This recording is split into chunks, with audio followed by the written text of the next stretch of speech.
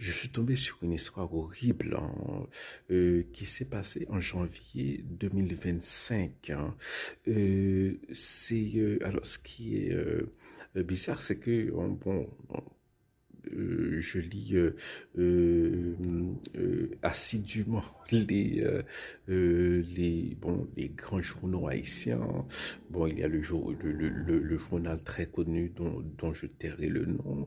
Il y a d'autres sites qui sont très sûrs, en certains. Mais cette histoire, je suis tombé dessus par hasard et ça a été relayé à travers les réseaux sociaux. C'est une jeune femme, Jeandeline Ilsé, qui a été enceinte, âgée de 30 ans, qui a été battue à mort au Cap-Haïtien. Apparemment, bon, c'est un fait divers, hein, ça n'a pas de rapport avec des gants ou quelque chose comme ça, hein.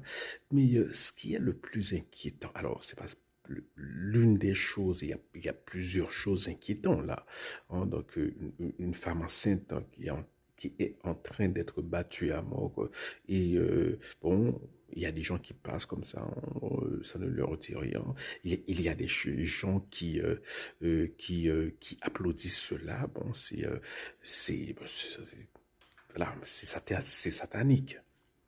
Voilà, c'est bon. Il faut appeler un chat un chat, hein.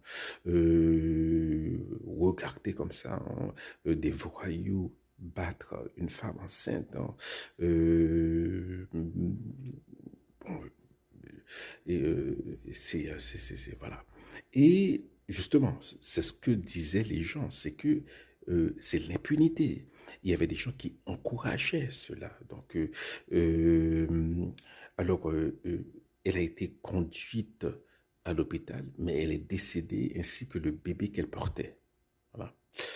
Et cette histoire, on n'en a pas parlé.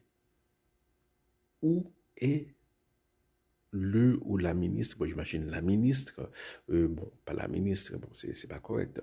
Madame le ministre de la condition féminine n'en a pas parlé, hein, ou du moins, hein, voilà, c'est bon, je n'en ai pas entendu parler.